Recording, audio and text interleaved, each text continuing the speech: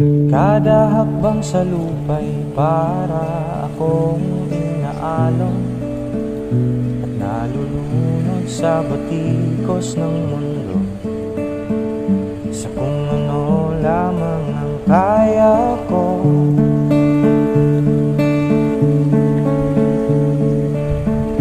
Pigang-piga na sa mga problemang di masolusyonan agad, parang wala nang bukas. Pwede bang umiwas? Hinahanap ang sarili ngunit di nakakayanin sa ligaw na dinadaanan